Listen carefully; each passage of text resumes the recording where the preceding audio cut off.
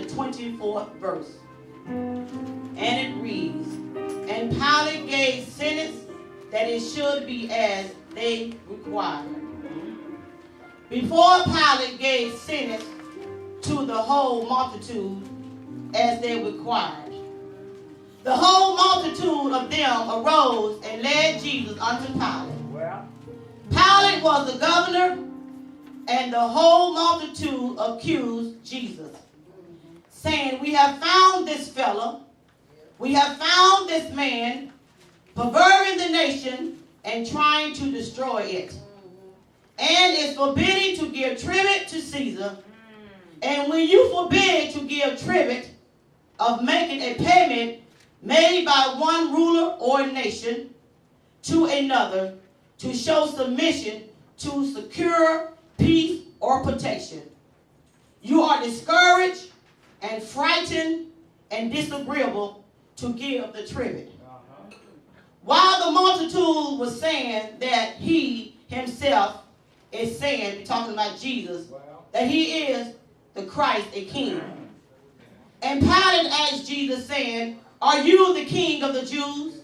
Jesus answered Pilate and said, yes, it as you say. Jesus replied to Pilate. So after Jesus didn't reply to Pilate, the chief priests and all the teachers of the law were standing very vehemently, acting and moving with great force of violence and anger of the accusation of Jesus. After Jesus was greatly accused, then Herod and his soldiers ridiculed Jesus, making the people laugh and mocking him. And they dressed Jesus in an elegant robe of good taste. Then Herod and his soldiers sent Jesus back to Pilate.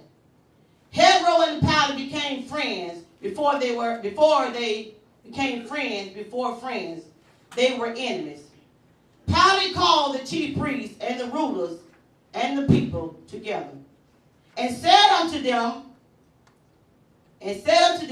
you brought me this man as one who was insisting to rouse the people to be rebellious, to be disobedient.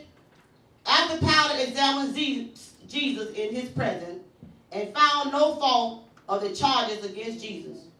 You see, Jesus did nothing to deserve the death.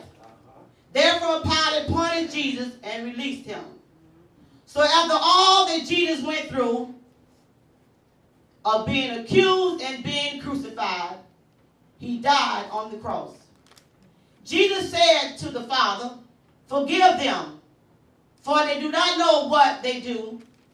Jesus taught that we should forgive those who sin against us.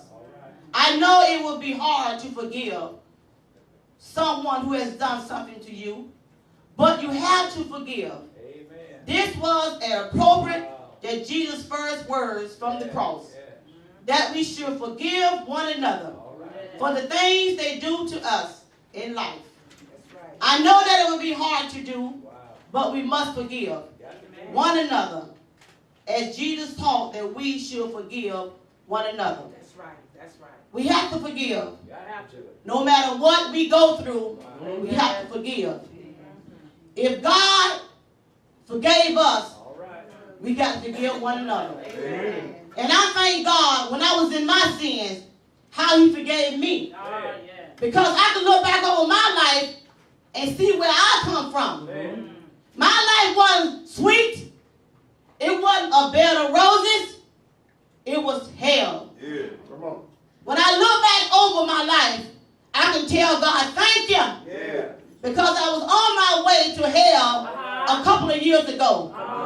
That's why I thank God for Jesus, for dying on the cross for me, that I may have a chance to live again, and to be able to forgive one another of their sins for trespassing against me. God is a good God. No matter what it is, God is a good God. And we need to realize that we can't do nothing without God. We can't do nothing without God. So God gave me a chance. He forgave me. and he will forgive you. Yes, amen.